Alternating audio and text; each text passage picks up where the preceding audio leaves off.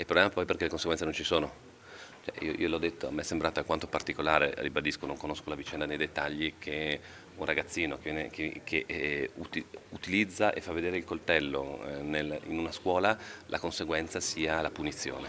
Ovviamente non bisogna rovinargli la vita, ma saranno delle conseguenze serie, non si può pensare alla punizione, perché altrimenti legittimiamo l'utilizzo del coltello. Le conseguenze ci devono essere, non sono soltanto punitive, ma sono anche preventive per tutti gli altri ragazzi e ragazze che devono capire che se fanno atti di questo tipo non passano indenni.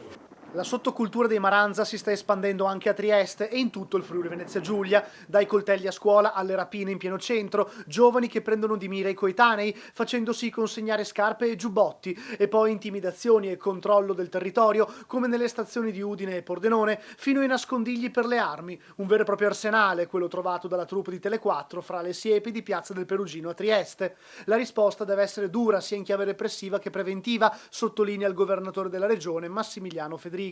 Il pacchetto di norme del decreto sicurezza del governo mira a contrastare anche il fenomeno della violenza giovanile e delle baby gang tramite disposizioni come il divieto di vendita ai minori di armi da taglio anche su internet, multe pesanti e sanzioni per i genitori dei ragazzi in possesso di coltelli. È importante, come dico, un decreto, una norma o d'altro non è che risolvono tutti i problemi, però sono dei passaggi importanti che possono essere fatti per andare a limitare gli atti di illegalità, essere in grado di fare prevenzione e repressione,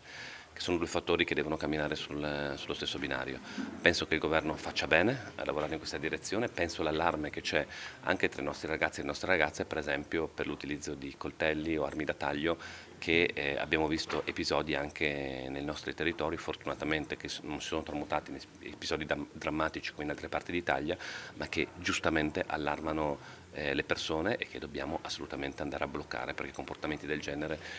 non sono diciamo, assolutamente comprensibili e accettabili in un paese democratico.